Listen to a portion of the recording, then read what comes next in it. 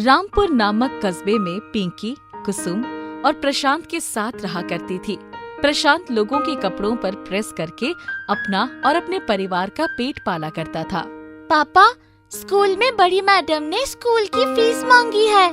बेटा, कुछ टाइम से तो कमाई नहीं हो रही है जो मैं तेरे स्कूल की फीस भर सकूं। एक काम कर, तू अब स्कूल जाना बंद कर दे। हमारे पास स्कूल की फीस भरने के पैसे नहीं हैं। वैसे भी तो स्कूल जाकर क्या करेगी? बाद में तो चौका बर्तन ही तो करना है। नहीं नहीं, लड़कियों को पढ़ना बहुत जरूरी है। ये तो 2 कुलों का नाम रोशन करती हैं, एक हमारे कुल का और एक ससुराल के कुल का। माँ, मैं पढ़ना चाहती हूँ, मेरा स्कूल मत छुड़वाओ। अच्छा ठीक है, अब ये ड्रामा दोनों बाप बेटी बंद करो। स्कूल तो चली जाना, पर जब स्कूल की फीस का इंतजाम हो जाए तब। पिंकी मान जाती है और घर के कामों में अपनी माँ की मदद करने लग जाती है। समय मिलने पर वो अपनी सहेलियों के साथ खेलने जाती है और वहाँ उसे पता चलता है कि उसकी सहेली रीना की शादी है। अरे पिंकी, तुझे पता है कि रीना की शादी पक्की हो गई है? क्या बात कर रही है? हाँ, 1 हफ्ते बाद उसकी शादी है। अरे, तू इसको क्यों बता रही है? इसके पास तो अच्छे कपड़े भी नहीं है। तुझे पता है रीना का रिश्ता इतने ऊंचे घराने में हुआ है, सब लोग इतने अच्छे अच्छे कपड़े पहनकर आएंगे। तो क्या पिंकी उस शादी में शामिल नहीं होगी? कैसी बात करती है तू पूजा? वो अगर इस शादी में शामिल होगी तो बेचारी रीना अपने ससुराल वालों को क्या मुंह दिखाएगी? पिंकी सुमन और पूजा की ये बात सुनकर उदास हो जाती है और अपने घर चली जाती है। उसका उदास चेहरा देखकर कुसुम और प्रशांत उससे पूछते हैं, पर वो किसी को कुछ भी नहीं बताती है और अपने कमरे में जाकर रोने लगती है। हम इतने गरीब हैं कि हमारे पास अच्छे कपड़े भी नहीं है। मेरे पिताजी सबके इतने महंगे महंगे कपड़े प्रेस करते हैं और मेरे पास ही कोई ढंग के कपड़े ही नहीं है। काश मेरे पास कोई ढंग के कपड़े होते तो मैं भी रीना की शादी में जा पाती। पिंकी अपनी गरीबी पर अफसोस कर रही थी। तभी उसके पिता प्रशांत ने उसको आवाज लगाई और अपने पास बुलाया।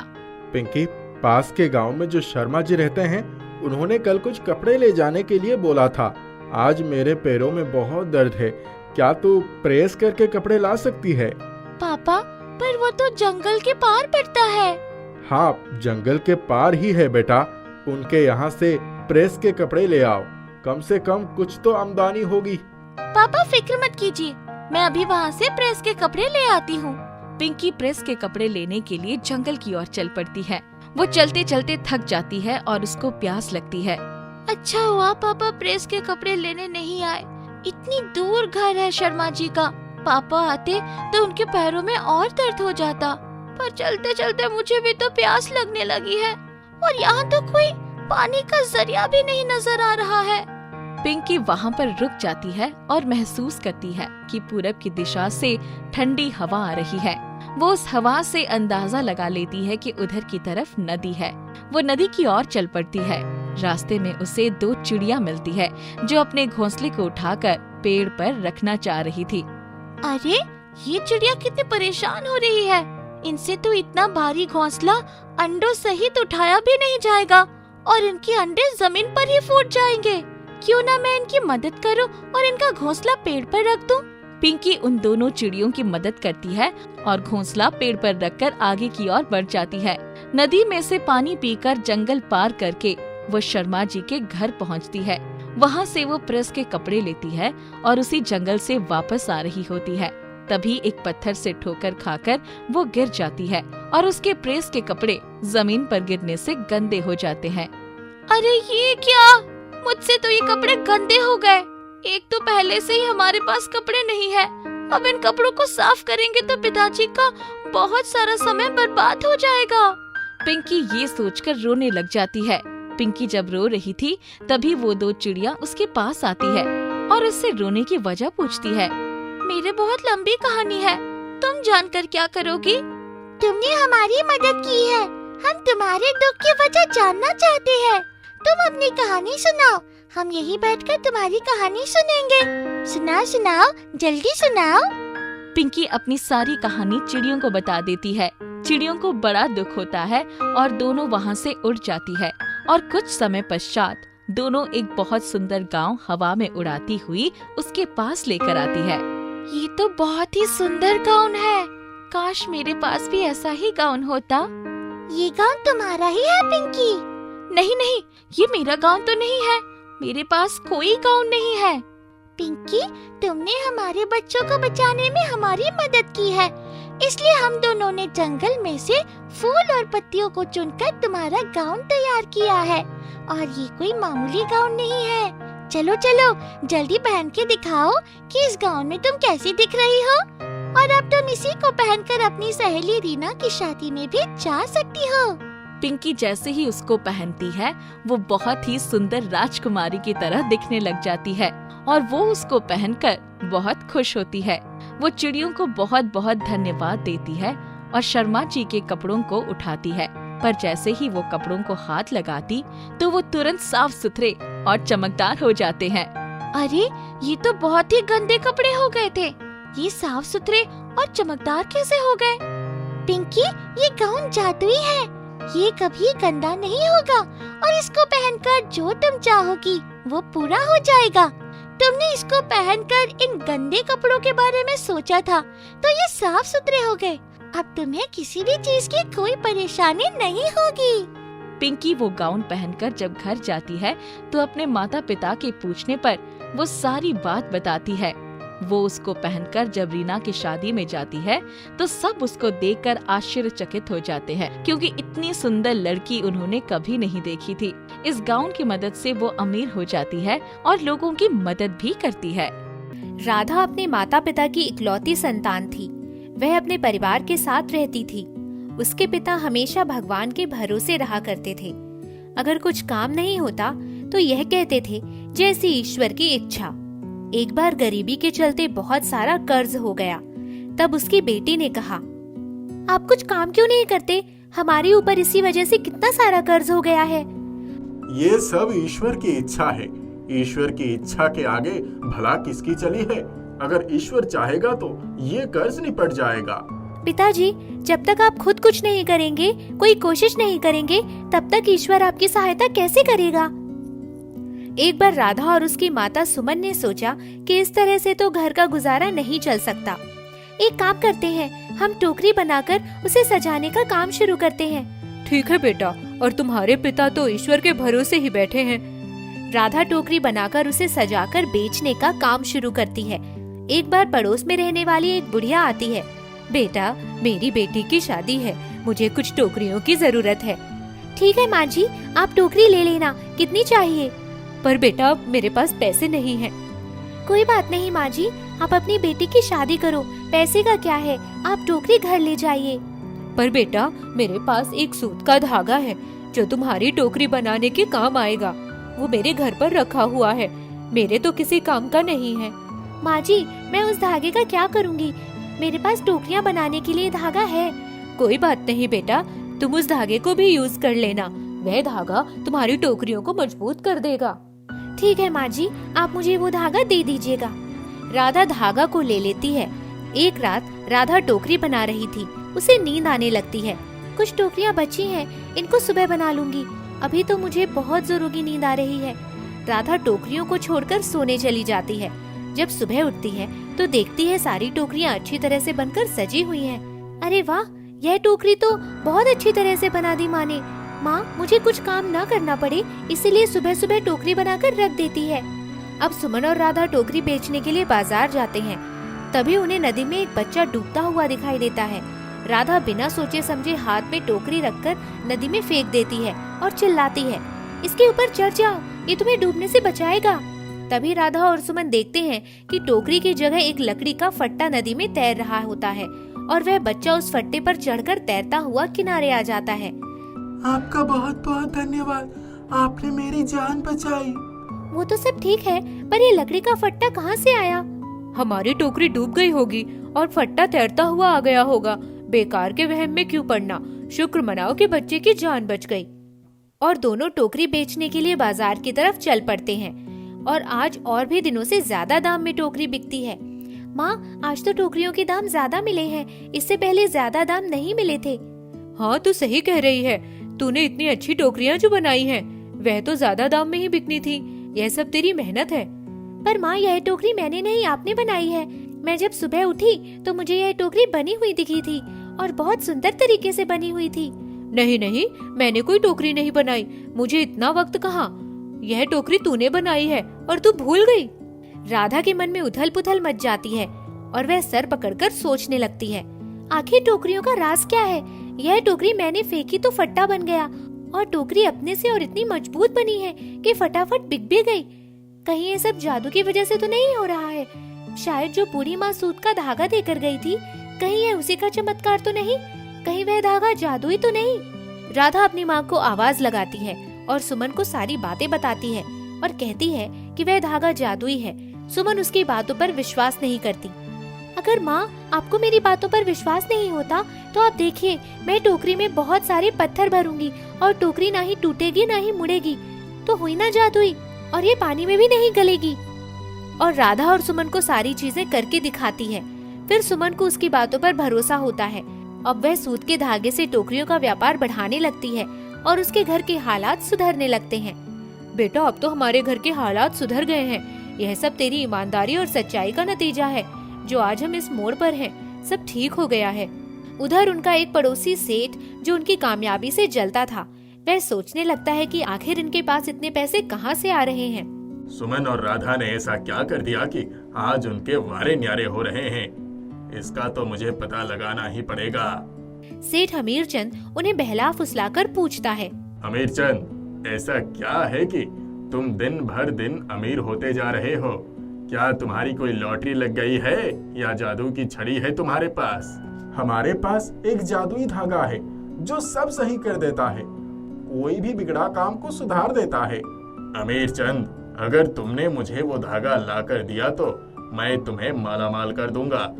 तुम्हें कोई मेहनत करने की जरूरत नहीं होगी। हमीरचंद लालच में आकर हाँ कह देता है और उसको चुराने के लिए चल देता है। सही है ना? इस धागे से मेरी बेटी को मेहनत करनी पड़ रही है और सेठ मुझे बिना मेहनत के पैसा दे रहा है, तो ये भी भगवान की ही इच्छा होगी। इसको चुराकर मैं सेठ को दे देता हूँ, जिससे हमें बिना मेहनत के पैसे मिल जाएंगे।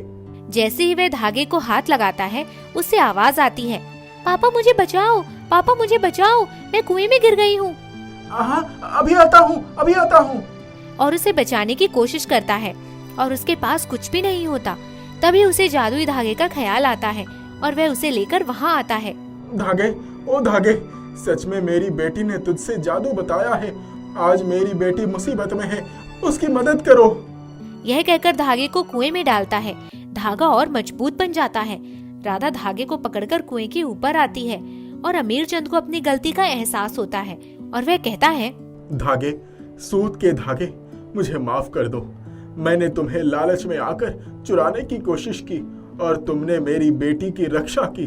आज के बाद कोई तुम्हें मुझसे दूर नहीं कर सकता। अब राधा का परिवार बहुत सी टोकरियां बनाकर बेचता है और जरूरतमंदों की सहायता भी करता है। इसी तरह वे अपने जीवन में खुशहाल तरीके से जीने लगते हैं। एक गांव में बद्री नाम का एक गरीब व्यक्ति अपनी पत्नी चंपा और बेटे बैजू के साथ एक छोटी सी टूटी फूटी झोपड़ी में रहता था। उनके पास ले देकर एक कजरी गाय थी। बद्री दिन रात मेहनत करता था। चंपा गांव के ठाकुर उदय प्रताप के घर में काम करती थी। जो कुछ मिलता उसी से उनका खर्च चलता था। गाय का दूध बेचकर थोड़ी बहुत आमदनी हो पाती थी। उनका पड़ोसी मुकुंदी लाल बहुत आलसी और कामचोर था। वो उनसे जलता था। कई बार उनकी गाय अपने बाड़े में हाँकने की कोशिश कर चुका था। बैजू को अपनी गाय से बहुत प्रेम था। वह उसकी देखभाल करता था। सुबह सुबह ही चराने ले जाया करता। गांव के पोखरे में कभी कभी नहलाता भी था। उसे जब भी कोई तकलीफ होती उसके कान में बोल देता। एक दिन जब वो गाय के खूंटे के पास गया तो गाय गिरी हुई पड़ी थी। उसने देखा कि उसका पड़ोसी मुकुंदी लाल अभी अभी वहाँ से निकला था। अरे उठो ना कजरी, क्या हुआ तुम्हें? मैं तुम्हारे बिना नहीं रह सकता। लेकिन उसके रोने चिल्लाने का कोई असर नहीं हुआ। गाय नहीं उठी। माँ बापू, देखो हमारी कजरी को क्या हो गया। अभी मैंने मुकुंदी लाल काका को गाय के पास से जाते हुए देखा था। दोनों को बड़ा दुख हुआ और वो समझ गए कि मुकुंदी लाल ने ही गाय को कुछ खिला दिया है, पर कर ही क्या सकते थे। बैजू ने खाना पीना छोड़ दिया और रात को जब वो सोया तो उसके सपने में कजरी गाय आई। बैजू, मैं तुम्हारी सेवा से बहुत खुश हूँ। तुमने और तुम्हारे परिवार ने मेरी बहुत सेवा की है।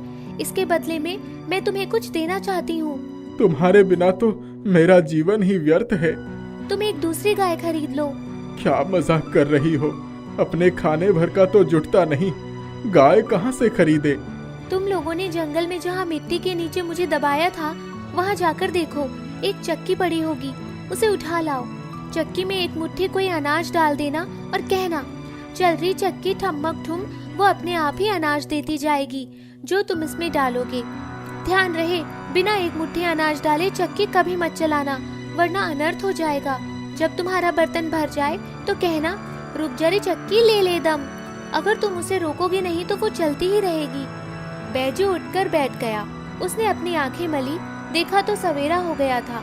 बैजू तुरंत जंगल की तरफ भागा। वहां जाकर देखा तो सचमुच कजरी गाय की बताई हुई जगह पर चक्की रखी थी। वो उसे उठाकर ले आया और एक साफ कपड़ा बिछाकर उस पर चक्की रख दिया और एक बड़ा सा घड़ा लाकर रख दिया। फिर एक मुट्ठी चावल लाकर उसमें डाल दिया और बोला, चल रही चक्की ठमक ठुम। चक्की चलती रही, पूरा घड़ा भर गया। उसने कहा, रुक जा रही चक्की, ले ले दम। चक्की रुक गई। माँ, बापू, ये देखो, हमारे पास जादुई चक्की है। चंपा और बद्री आए तो देखकर आश्चर्यचकित हो गए। ये कहाँ से लाया और इतना सारा चावल कहाँ से आया? बैजू ने उसे अपने सपने की बात बताई। ला, मैं भी देखूं तो सही। चंपा जाकर एक मुट्ठी गेहूं ले आई। उसने भी वैसा ही किया। चक्की चलती रही और गेहूं निकलता रहा। अरे बैजू, क्या बोलना था? बोल जल्दी, नहीं तो पूरा भर जाएगा। बैजू ने चक्की को रोक दिया। सब बहुत खुश थे। अब उनके पास अनाजों का ढेर लग गया। बद्री रोज बाजार जाकर अनाज मंडी में अच्छे दामों पर अनाज बेच दिया करता। कुछ ही महीनों में उन्होंने अपना कारोबार शुरू कर लिया। खूब मुनाफा होने लगा। सबसे पहले उन्होंने एक गाय खरीदी। धीरे धीरे उनके पास बहुत धन दौलत हो गई। उन्होंने बड़ा सा घर लिया, उसमें गौशाला बनवाया। मुकुंदी लाल से उनकी उन्नति देखी नहीं जाती थी। उसे तो खलबली मची रहती थी कि बद्री की तो गाय भी मर गई और इसके बाद भी ये कैसे इतना अमीर हो गया। एक दिन मुकुंदी लाल ने कहा, अरे बद्री भैया, कहाँ से गड़ा हुआ धन मिल गया? जरा हमें भी तो बता देते, हम भी तुम्हारी तरह कुछ धन दौलत कमा लेते। मुकुंदी लाल, हमने तुम्हारे बारे में किसी को नहीं बताया। इसका मतलब यह नहीं कि हम तुम्हारी करतूतों से अनजान हैं। जिस दिन मुंह खुल जाएगा उस दिन गांव वाले तुम्हारा हुक्का पानी भी बंद कर देंगे। हटो मेरे सामने से। बड़ा घमंड हो गया है इसे। मुझे तो पता करना ही होगा, आखिर इसकी अमीरी का रहस्य क्या है। दूसरे दिन जब उसने उसकी खिड़की से झांक कर देखा तो एक चक्की के आसपास तीनों बैठे थे और बैजू के बोलते ही चल रही चक्की ठमक ठुम, उसमें से चावल निकलने लगा। वो आधी बात सुनकर ही भागा। उसे तो ये भी नहीं पता था कि चक्की में एक मुट्ठी अनाज भी डाला गया था। किसी तरह इस चक्की को मुझे हटियाना ही पड़ेगा। दूसरे ही दिन जब बद्री और बैजू बाजार गए थे और चंपा गौशाला में खड़ी थी, तभी वो घर के भीतर चुपके से गया और उसकी चक्की उठा लाया। उसने अपनी पत्नी से कहा, अरे सुन, जल्दी से मेरे साथ चल, कुछ जरूरी सामान ले ले। हमारे पास जादुई चक्की है। हम ठाठ से किसी शहर में रहेंगे और अमीर हो जाएंगे। मुझे भी तो दिखाओ कैसे चलती है ये जादुई चक्की। मुकुंदी लाल ने तुरंत ही चक्की में बिना अनाज डाले ही उसे चला दिया और बोला, चल रही चक्की ठमक ठुम। चक्की ने 3 बार घुर्र घुर्र किया और अचानक उसका घर हिलने लगा। घर की सारी दीवारें थोड़ी ही देर में गिर गई। चक्की अपने आप बद्री के घर ठुमकती हुई पहुंच गई और मुकुंदी लाल और उसका परिवार मलबे में दबकर चिल्लाने लगे, अरे अरे कोई बचाओ, हम बर्बाद हो गए, जल्दी निकालो वरना हम मर जाएंगे, बचाओ। चंपा ने देखा कि मुकुंदी लाल का घर गिर गया है तो वो भागी हुई गई। तब तक बद्री और बैजू भी आ गए। किसी तरह से उन्होंने मलबे से उन्हें बाहर निकाला। बद्री भैया, हमें अस्पताल ले चलो वरना हम मर जाएंगे। दोनों उन्हें अस्पताल ले गए। जब मुकुंदी लाल और उसकी पत्नी कुछ ही दिनों में ठीक होकर वापस आए तो मुकुंदी लाल ने कहा, बद्री भैया, हमसे बहुत बड़ा अपराध हुआ है, हमें माफ कर दो। किस बात की माफी मांगने आए हो भाई? मुकुंदी लाल और उसकी पत्नी ने शुरू से अंत तक की सारी बातें बताई। बद्री और उसके परिवार वाले नेक दिल थे। उन्होंने सबको माफ कर दिया और कहा, सुबह का भूला शाम को वापस आए तो उसे भूला नहीं कहते, अब से सुधर जाओ। दोनों परिवारों का मेल हो गया। अब मुकुंदी लाल भी बद्री के साथ उसके कारोबार में हाथ बटाने लगा। जादुई चक्की ने उनका जीवन बदल दिया।